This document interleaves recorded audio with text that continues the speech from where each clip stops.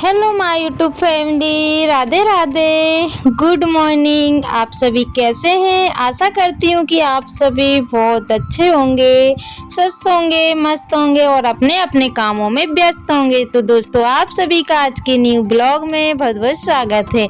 तो दोस्तों, सुबह का टाइम है और सुबह के बज रहे हैं 7। तो यहाँ पे मैं सबसे पहले तो झाड़ू लगा लेती हूँ। वैसे तो 6:30 बजे मैं उठ ही गई थी, क्योंकि इस टाइम थोड़ा सा लेट उठना हो रहा है। बच्चे लोग घर पे हैं तो टेंशन कुछ होती नहीं है। और यहाँ पे बस मुँह हाथ वगैरह धो फ्रेश वगैरह हुई और उसके बाद में लग गई हूँ झाड़ू लगाने के लिए। तो सबसे पहले मैंने गैस को भी साफ़ किया पानी से, क्योंकि रात में साफ़ तो करती हूँ लेकिन छिपकली के बच्चे ना इतने छोटे छोटे हैं कि डर सा लगा रहता है, तो इस वजह से फिर मुझे डबल से करना होता है। और उसके बाद में मैंने किचन में झाड़ू लगा ली है और पानी उसमें मैंने छींच दिया था, क्योंकि धूल इतनी ज़्यादा उड़ रही है इस समय कि मैं क्या बताऊं। और ऐसे झाड़ू लगाती हूँ ना, धूल ही धूल उड़ती है और झाड़ू जैसा झाड़ू मतलब नहीं दिखती है। तो इस वजह से मैं पहले पानी डाल देती हूँ, उसके बाद में झाड़ू लगाती हूँ।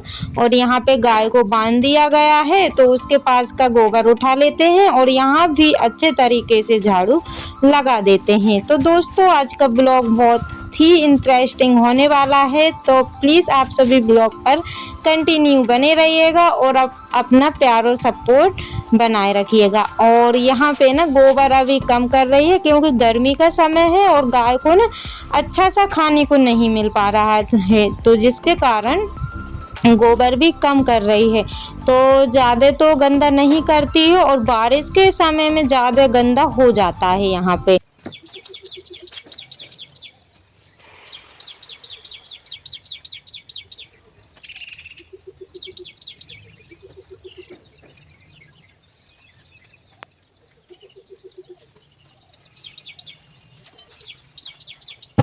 और गोबर को मैंने खेत में ही फेंक दिया है, क्योंकि अच्छा खासा खाद बन जाएगा, तो इसलिए मैंने उसमें डाल दिया है।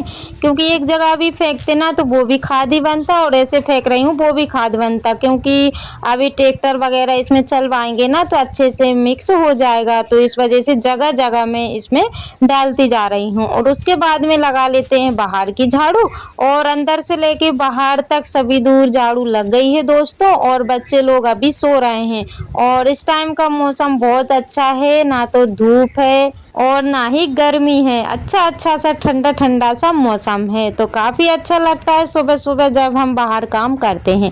और फिर मैं आ गई हूँ किचन में, तो यहाँ पे मैंने चाय बनने के लिए रख दी है और साइड में दूध भी गर्म करने के लिए रख दिया है। और यहाँ पे मैंने दाल ले ली है, तो ये जो मैं अभी साफ कर रही हूँ ना, ये रामबटली की दाल है जो कि घर में ही बनाई हुई थी। और तुअर दाल और मूंग दाल ले ली है मैंने, क्योंकि आज मैं बनाने जा रही हूँ कुछ स्पेशल सा। और वैसे तो आप सभी को थंबनेल देख करके पता चल ही गया होगा दोस्तों, लेकिन फिर भी मैं आप सभी को बता देना चाहती हूँ। तो आज मैं इडली सांभर बनाने वाली हूँ। और सांभर तो ये समझिए कि कुछ मेरे पास सब्जी वगैरह नहीं थी, आलू टमाटर रखे हुए थे, बैगन भी रखा हुआ था, लेकिन ये सब चीज़ें हस्बैंड जी को पसंद नहीं है, तो इसलिए मैंने ऐड नहीं किया था। बस दाल ही दाल में बनाऊंगी। तो चाय मेरी बन गई है और दाल मैंने उबलने के लिए रख दी है। चाय में पीऊँगी उतनी देर में दाल हो जाएगी और साइड में दूध भी गर्म हो गया है। और यहाँ पे मैंने चाय छान ली है, क्योंकि दोनों बेटियाँ उठ गई हैं, तो बस हम तीनों के लिए मैंने चाय ले ली है। और बाकी यहाँ पे चाय वगैरह हो गई थी। उसके बाद में ये देखिए, मैंने रात में बैटर रखा हुआ था तैयार करके, तो इतने अच्छे से रेडी हुआ है कि मैं क्या ही बताऊँ दोस्तों, आप सभी के सामने है। और मतलब एकदम तरीके अच्छे से फूल गया था। जब बैटर इतने अच्छे से फूल जाता है ना, तो इडली भी बहुत ही प्यारी सी बनती है, एकदम खिली खिली सी बनती है और मुलायम भी बहुत होती है। तो आज मैं बनाने वाली हूँ चावल उड़द दाल की इडली, जो कि मैंने रात में ही तैयारी करके रख दी थी। और यहाँ पे दाल हो गई थी और उसके बाद में दाल को फ्राई कर लेते हैं। और सादा सिंपल सी दाल रहेगी जैसे कि सभी दाल बनाते हैं। और बस इसमें मैंने सांभर मसाला ऐड कर दिया है और बाकी कुछ भी नहीं है, जैसे कि हम लोग सब्जी बनाते हैं। क्योंकि सांभर के लिए सब्जी सारी ही लेनी पड़ती है, लेकिन सब्जी नहीं थी तो इस वजह से सोचा कि चलो इसी से काम चला लेते हैं। और मसाला हो गया था, उसके बाद में मैंने टमाटर डाल दिए हैं और टमाटर हो रहे हैं उतनी देर में मैं इडली जो है कि तैयार कर लेती हूँ, क्योंकि सांचे में भी भरना रहेगा। और अभी मैं इसमें ना ऑयल लगा रही हूँ, क्योंकि ऑयल लगाते हैं तो काफ़ी अच्छे से निकल जाती है और जल्दी भी निकल जाती है, और अगर हम वैसे बनाते हैं तो चिपक जाएगी और नहीं निकलेगी, तो जिसके कारण इडली टूट जाएगी। तो इसलिए मैं तेल लगा लेती हूँ। और यहाँ पे मेरा मसाला भी हो चुका था तो उसमें मैंने दाल डाल दी है। मतलब ये समझिए कि दोनों हाथ मेरे बिजी हैं। वैसे तो दोनों ही हाथ रहते हैं, लेकिन इस टाइम मैं पूरी ही बिजी हूँ। मतलब दाल भी बन रही है और साथ साथ में इडली भी बनती जाएगी। तो दाल मैंने कर दिया है पानी, और इडली के अनुसार मैंने पानी किया हुआ है। और यहाँ पे मैंने नमक नहीं मिलाया हुआ था, तो अब मैं इसमें नमक मिला लेती हूँ। तो दोस्तों आप सभी बैटर देख ही सकते हैं कि कितने अच्छे से बन के रेडी हुआ है, और मुझे खुद यकीन नहीं हो रहा था कि इतने अच्छे से बनेगा, क्योंकि एक बार पहले मैंने इडली बनाई हुई थी, लेकिन पहले बिगड़ गई थी, क्योंकि पहले मेरे पास सांचा नहीं था और ऐसे ही मैंने कटोरी में बनाई हुई थी। लेकिन इस बार की इडली जो है कि इतनी परफेक्ट बन के रेडी हुई है दोस्तों कि मैं क्या ही बताऊँ, आप लोगों के सामने है कि मेरी इडली कैसी बनी हुई है। तो वीडियो को थोड़ा सा भी स्किप मत कीजिएगा, क्योंकि अगर स्किप करेंगे तो इडली का जो है कि मिस हो जाएगा, तो इसलिए आप वीडियो को फुल वॉच कीजिएगा। तो यहाँ पे सांचे में भर देंगे जितना बनेगा। और यहाँ पे बच्चे ना इतने, मतलब जब भी हम कुछ नया काम करते हैं तो बच्चे काम करने के लिए इतने एक्साइटेड होते हैं कि मैं क्या ही बताऊं। और वैसे अगर इन लोगों से बोलती ना तो बिल्कुल भी नहीं करते, लेकिन इस काम की मैं मना कर रही हूँ, लेकिन फिर भी इनको ये काम करना है।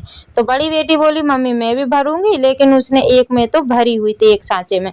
और यहाँ पे पानी गर्म हो गया था, उसके बाद में सभी सांचों के इसमें जमा के रख देते हैं और 5 से 7 मिनट के लिए उबलने देते हैं। और यहाँ पे मेरी दाल भी रेडी हो चुकी है। और ये देखिए 5 मिनट बाद देखा ना, अभी थोड़ी सी इडली जो है कि कच्ची सी दिखाई दे रही थी, चाकू में ना लग के आ रही थी, तो इसलिए मैंने फिर से उसको ढक के रख दिया है 2-3 मिनट तक, फिर से उसको मतलब छोड़ दिया था, और उसके बाद में एकदम परफेक्ट बन के रेडी हुई है। तो दोस्तों जो मेरे चैनल पर न्यू है प्लीज़ चैनल को सब्सक्राइब कर लीजिएगा। जो मेरे न्यू सब्सक्राइबर्स हैं, व्यूवर्स हैं, जो लोग मुझे प्यारे प्यारे से कमेंट करते हैं, आप सभी का दिल से धन्यवाद। ऐसे ही आप अपना प्यार और सपोर्ट बनाए रखिएगा, ताकि न्यू ब्लॉग में आप सभी के लिए ला सकूं। और यहाँ पे इडली ठंडी हो गई है और अब इनको निकाल लेते हैं, क्योंकि गर्म में निकालते हैं तो वो चिपकती है, ठंडी हो जाती है ना तो आसानी से निकल जाती है। और गैस को मैंने कर दिया है बंद, क्योंकि क्या मतलब फालतू गैस जाएगी, तो इसलिए मैंने बंद कर दिया है और उसको ढक दिया है ताकि पानी ठंडा ना हो। और बारी बारी से सभी इडली निकाल लेते हैं दोस्तों। और पिछले ब्लॉग पर एक सिस्टर का कमेंट था जिनका नाम दीक्षा सिस्टर है, और एक और सिस्टर का कमेंट था जिनका नाम अमिता सिस्टर है। तो दोनों का ही सेम कमेंट था, तो सोचा कि चलो आज रिप्लाई दे ही देते हैं। तो बेडरूम में जो नीचे साइड बिछा हुआ है ना, तो ये बोरी है और ना कुछ इसमें लगा हुआ है। जो बड़े वाले बैनर रहते हैं ना, तो वो हम लोगों ने बिछा दिए थे, क्योंकि रखे भी हुए थे, तो सोचा कि चलो बिछा देते हैं। क्योंकि पहले मैं लिपाई करती थी, लेकिन उनको बिछाने से लिपाई नहीं करती हूँ, तो इस वजह से मैंने बिछा दिए हैं। और यहाँ पे इडली बन के हो गई है रेडी दोस्तों। आप सभी बताइएगा कि कैसे बनी हुई है। और यहाँ पे मैं आप सभी से बातें कर रही थी, लेकिन यहाँ पे ना शोर इतना ज़्यादा हो रहा था कि मैंने यहाँ वहाँ नहीं देखा और आप सभी से बातें करने लगी थी। यानी कि आप सभी को इडली बताने लगी थी कि कैसी बनी हुई थी। यानी कि मैं खुद इतनी ज़्यादा खुश थी, तो मेरी खुशी का कोई ठिकाना ही नहीं था, तो जिसके कारण मैंने आसपास कहीं नहीं देखा और आप सभी को बताने लगी, क्योंकि बच्चे भी मस्ती कर रहे थे और पानी की मोटर वगैरह भी चल रही थी, और पीछे साइड में कुत्ता था तो वो भी भौंक रहा था। लेकिन मुझे एक पल भी ध्यान नहीं आया माइंड में कि ये सब चीज़ें हो रही है मेरे साथ। होता है ना कि जब खुशी होती है तो कुछ भी समझ में नहीं आता है। और इडली जो है कि बहुत ही परफेक्ट बनी हुई थी। और यहाँ पे दोस्तों इडली बनाने के बाद में हम लोगों ने नाश्ता किया और उसके बाद में फिर चल गए थे नल। तो अभी टाइम हो रहा है 9 बजे का। तो यहाँ पे सारे जो भी कैन वगैरह थी मैंने साफ कर दी है और हस्बैंड जी को टाइम था तो उनको बिठा दिया है कैन के पास, क्योंकि वो पकड़ के बैठ जाएंगे और बाकी के जो भी बर्तन हैं उनको मैं साफ कर लूँगी, क्योंकि अगर मैं खुद से पकड़ के बैठती तो फिर मैं साफ नहीं कर पाती बर्तनों को। तो मैंने उनको बिठा दिया है और एक दिन पहले नल नहीं चले हुए तो इसलिए मुझे सारे ही बर्तन साफ कर को भरना पड़ रहा है। तो उन्होंने बोला कि मैं पकड़ लूँगा और तुम जो है कि साफ बर्तन कर लो। तो यहाँ पे ठंडा पानी रखा हुआ था एक कैन में, लेकिन उसमें कचरा था तो इसलिए मैंने उसको भी खाली कर दिया, क्योंकि अभी आ रहा है गर्म पानी।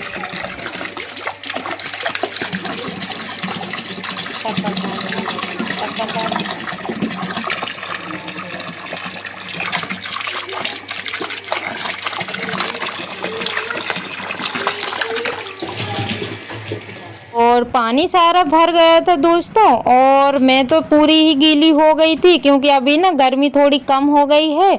और गर्मी अगर होती ना तो कपड़े जल्दी से सूख जाते, लेकिन गर्मी की वजह मतलब ठंडक की वजह से कपड़े भी बहुत देर में सूख रहे हैं। तो यहाँ पे ना जो भी इडली बनाई हुई थी काफ़ी सारे बर्तन हो गए थे, यानी कि एक बार तो मैंने साफ कर दिए थे और ये दूसरी बार के बर्तन हैं। तो आप सभी देख ही सकते हैं कि कितने बर्तन हो जाते हैं। और इडली जब भी कुछ नया चीज़ बनाते हैं ना तो काफ़ी सारे बर्तन हो जाते हैं। तो मैं गीली तो हो ही रही थी तो सोचा कि साथ साथ में बर्तन भी साफ कर लेते हैं और उसके बाद में नहाना होगा।